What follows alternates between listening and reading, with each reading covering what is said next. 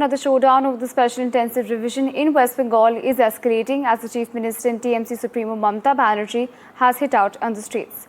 It's important to understand that she is leading a mega anti-SIR march in North 24 Panagrass. Mamata Banerjee, remember, has accused the BJP of committing fraud to win the elections. The BJP, on the other hand, has hit back at the Chief Minister and said that Mamata Banerjee's defeat is imminent and that she's scared. Now, challenging the BJP, Mamata Banerjee has said that this is not Bihar and that she knows the BJP's game.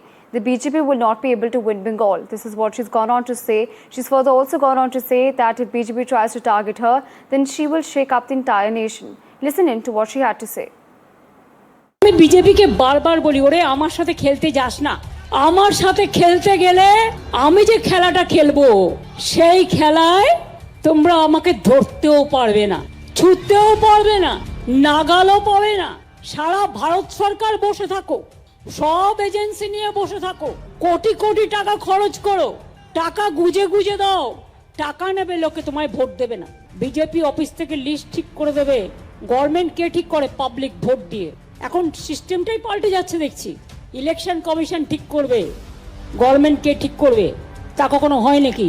Election কমিশনের কাজ হচ্ছে impartial chair maintain করা, not to become the BJP commission but to a election commission, impartial election commission.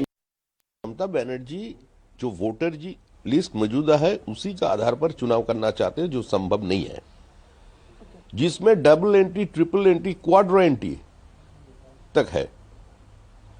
एक महिला का नाम 8 जगह पे है पश्चिम बंगाल में, तो ये तो संभव नहीं है।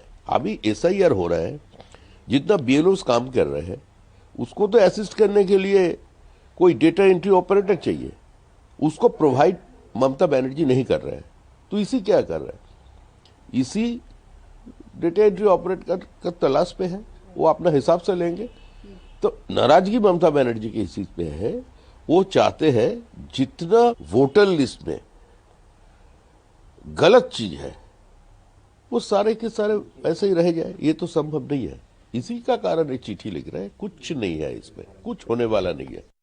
देखिए, बंगाल में तृणमूल कांग्रेस हारेगी और बुरी तरह से हारेगी।